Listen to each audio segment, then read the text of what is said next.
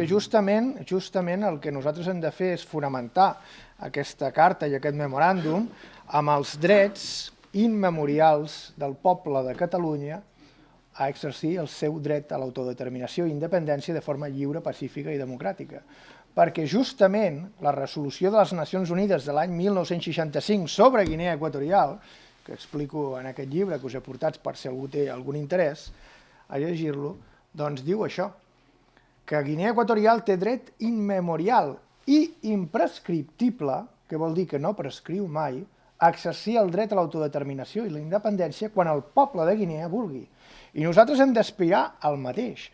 Hem d'explicar que l'estat espanyol sempre ha impedit per la força el dret a l'autodeterminació del poble català, com he explicat a bastament, i que Catalunya és una nació cultural, lingüística, amb dret civil, amb constitucions que li han sigut manllevades per la força de les armes i que contemporàniament Catalunya ha exercit el seu dret a l'autodeterminació l'1 d'octubre i l'estat espanyol l'ha reprimit de forma il·legal i il·legítima.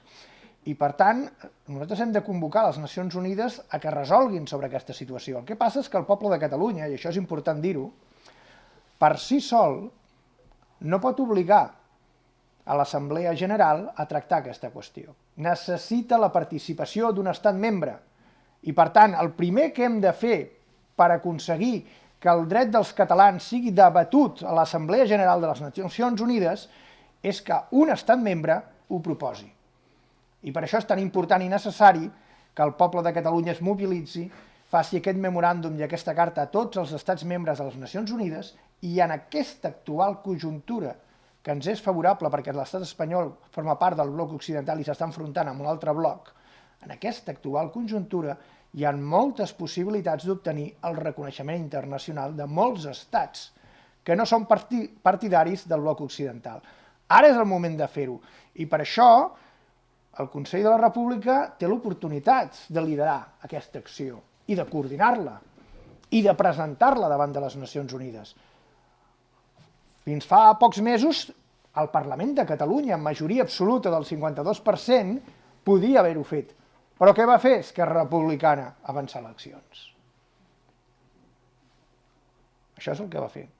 Per tant, va coartar la possibilitat al poble català de ser escoltat directament per altres nacions. Ara hem de buscar altres instruments, com per exemple el Consell de la República o una recollida massiva de signatures o una votació vila a vila, com van fer amb les consultes populars. Hi ha moltes possibilitats. Però aquella, que era la idònia, la ideal, que el president de Catalunya i el seu Parlament, per majoria absolutíssima, de 74 diputats independentistes, presentés una sol·licitud a les Nacions Unides per al seu reconeixement, la hem desaprofitat. I això té noms i cognoms i culpables. I no serà perquè aquest llibre no estigués publicat abans. I si van decidir avançar eleccions, tot i així, és sota la seva responsabilitat. I davant de la història quedaran retratats. Ara tenim l'oportunitat amb el Consell de la República de que alguna candidatura tiri endavant aquesta línia. Per part nostra no quedarà. Si podem i ens acompanya la gent necessària, farem l'esforç, farem el pas endavant. Però és molt important que aquesta via la posem en pràctica, perquè l'any 1945 ho van intentar els catalans a l'exili a les Amèriques i se'ls va furtar aquest dret a tots els catalans per culpa d'uns dirigents que van ser covards i egoistes. Intentem que aquesta vegada no caiguem a la mateixa error. Respecte a aquesta pregunta, molt vàlida, el referèndum de l'1 d'octubre ens dona dues legitimitats. Primera, la democràtica, s'ha votat. Si algú considera que no es van respectar tots els principis de seguretat jurídica, etc., probablement és veritat, però qui no els va respectar va ser l'estat espanyol. Punt número 1. Punt número 2.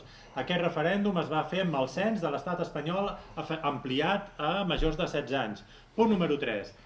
Aquell referèndum va donar peu a una repressió brutal contra líders polítics, Administracions, etc. I això dona encara més legitimitat per accedir a les Nacions Unides. Vull dir que la resposta és sí per via doble. molt bé. Més preguntes? Jo volia preguntar, el Consell de la República com es podrà presentar davant d'aquests països que podrien donar-nos l'entrada a dintre de l'ONU? Ens escoltaran com a Consell de la República? Sí. Molt bona. S'ha de posar en vermell. Sí. Una pregunta molt adequada també. Mireu, tenim els precedents, per exemple, de Guinea Equatorial, des de l'exili. Des de l'exili van fer la carta. La van donar al ministre de Finances del Camerún i el ministre de Finances del Camerún la va portar a les Nacions Unides. I ho van fer des de l'exili un partit polític que es deia IPGE, Idea per a Guinea Equatorial. Aquest és un precedent d'èxit. Tenim un altre precedent que és, per exemple, el de Palestina.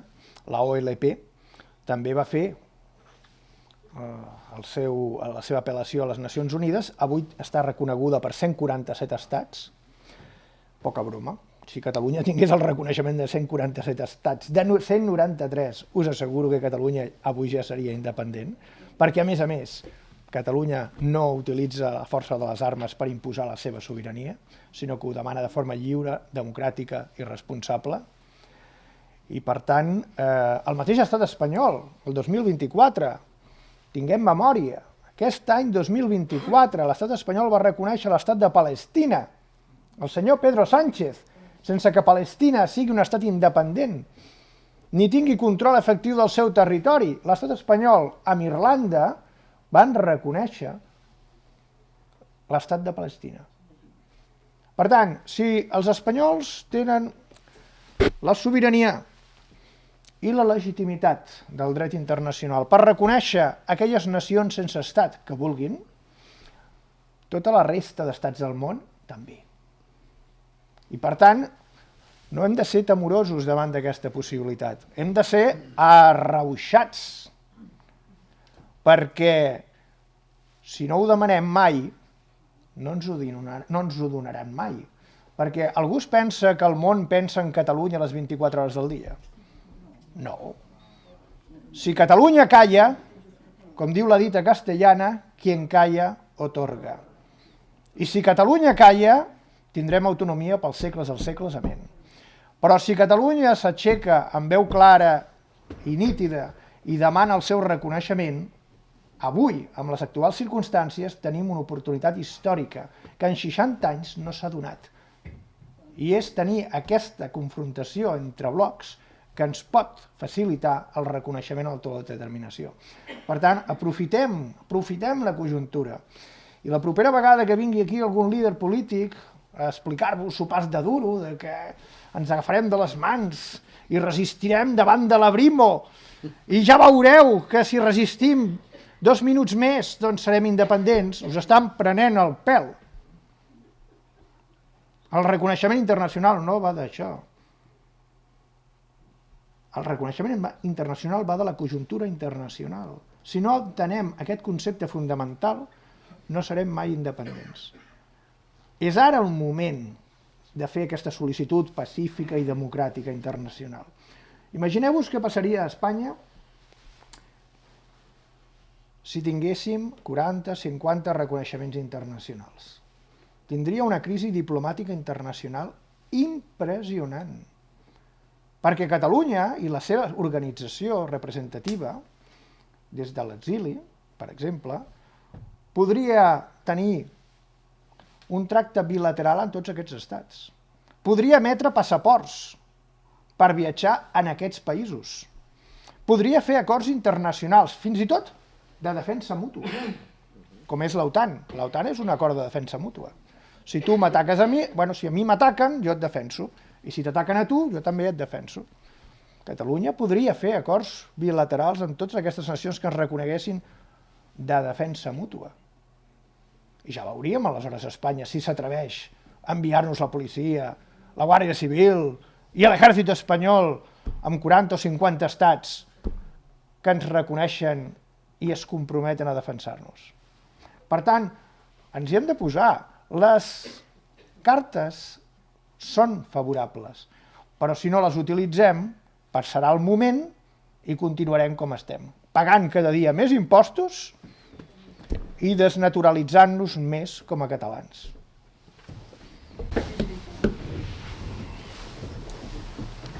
La pregunta feia referència a com accedim a determinats governs, a determinats organismes internacionals. Bé, jo abans he fet referència a l'Independent Diplomat, que deia que havíem de dissenyar un cert grau de confrontació, que si no, no arribaríem a la independència. També he comentat que el CCN, el Cercle Català de Negocis, durant anys va estar dissenyant l'endemà de la independència amb el tema de successió d'estats, creient que els polítics farien la independència. I el cas és que el 2017, quan es va evidenciar que anaven de farol, encara hi ha gent que això encara no ho ha paït, però el cas és que és així, el que vam fer va ser tancar-nos i vam començar a dissenyar un pla de negocis. Un pla de negoci, és a dir, des del món de l'empresa ho dissenyes tot com si fos això, una empresa. I el que vam fer va ser, vam començar pel pla financer. Vam fer un pla financer de com es podia pagar la independència i després, una vegada assolit aquesta independència, com es podia desenvolupar una Catalunya independent des d'un punt de vista financer. Per què? Perquè vam veure que la Generalitat de Catalunya disposa encara d'una dotzena llarga d'empreses de capital risk i d'instruments d'inversió col·lectiva, que estan legalment constituïts, aprovats per la Comissió Nacional del Mercado de Valores. I aquests instruments, o d'altres que es poguessin crear, ens han de servir per buscar aquests socis estratègics internacionals, que poden ser estats o poden ser particulars, fons d'inversió, etc. Segons la Convenció de Viena de 1983, tots els béns de l'estat predecessor, en aquest cas Espanya, ubicats en el territori de l'estat successor, en aquest cas Catalunya, passen directament a l'estat successor sense negociació i sense contraprestació. D'acord? Bé, imaginem-nos un actiu de l'estat espanyol en sòl català, l'aeroport de Barcelona. N'hi ha molts altres, però imaginem-nos aquest, fem-ho fàcil. L'aeroport de Barcelona genera el 47% dels beneficis de l'empresa gestora aeroportuària AENA, l'actual Enaire. Barcelona i Palma de Mallorca generen el 60% dels beneficis d'aquesta empresa. Barcelona, Mallorca, Alacant i València, per aquest ordre, generen el 75% dels beneficis d'AENA. Pregunta: què li passarà a AENA l'endemà de que la República de Catalunya assoleixi el control efectiu de l'aeroport de Barcelona? Què li passarà a la cotització d'AENA quan perdin el 47% dels seus beneficis? Que baixar. En principi és previsible que el seu valor s'enfonsi, d'acord? A borsa.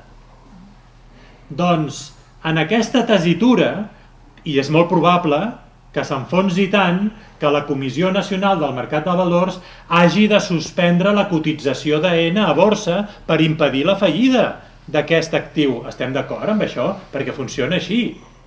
Però, malgrat la suspensió de la seva cotització a borsa, els tenedors d'accions d'AENA voldran vendre-les abans de que caigui més el seu preu. Llavors tu què has de fer? Has d'haver pactat amb fons d'inversió internacional que ells comprin aquestes accions a preu ridícul a canvi de què? De que jo vull una part del pastís, vull que em reconeguis internacionalment i a més la seu de Madrid a Catalunya. És a dir, es tracta de generar una crisi política perquè esdevingui una crisi econòmica a l'IBEX 35. I al final, qui ens defensarà? Ens defensaran aquells que posin diners. Aquells fons d'inversió internacional que hagin posat diners, clar, penseu que la viabilitat del seu negoci dependrà de la viabilitat política del nostre país.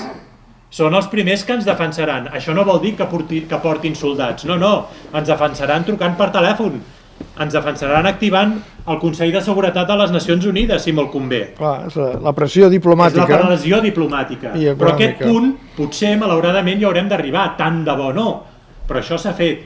I, per cert, això, el Cercle Català de Negocis ho va presentar a un dels grans fons d'inversió internacionals del món mundial, amb seu a Londres. Vam fer venir a dues executives perquè, clar, ho vam desenvolupar sobre el paper, feia molta patxoca, clar, quan dius això, vulguis que no, fa patxoca, i se'ls va exposar això, se'ls va exposar altres coses que no em vull extendre, no les explicaré perquè no em vull extendre, i mentre jo anaves parlant i li explicava amb el PowerPoint, les dues dones es anaven mirant i no podien ocultar el seu entusiasme. I al final, ens van agrair molta de la informació que els hi vam donar i al final em van dir: Albert, diu, això que ens has explicat, diu, això és així. Si és així, volem ser-hi. No pot ser que no hi siguem. Però tens un problema. I és que no estàs en el govern. Que no vol dir que jo hi hagi de ser-hi. El que ella volia dir és que el govern no estava per això. Per què? Perquè aquesta gent només tracten amb 3 càrrecs de govern, que són els que poden comprometre internacionalment l'Estat. Convenció de Viena del 69, que són el cap d'Estat, el cap de govern o el ministre d'Afers Exteriors. Nosaltres, com a societat civil, podem obrir la porta, podem establir aquests vincles, però al final ells et diuen: això està molt bé, però no ens en refiem del teu govern, o hi estàs tu amb el teu equip, o aquí no movem fitxa. Per tant, us demanem aquest vot de confiança. Si els grans fons d'inversió internacional ens donen aquest vot de confiança, crec que ens sentim legitimats per demanar-vos a vosaltres també aquest vot de confiança.